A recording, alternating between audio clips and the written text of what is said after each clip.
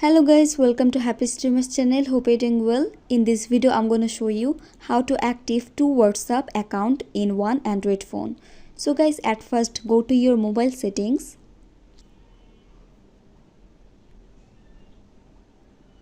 Now tap on the search bar and search Dual app.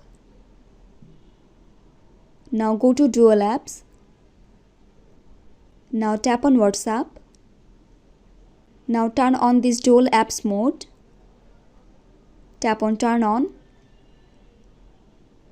Now go back. Now go to your Dual WhatsApp.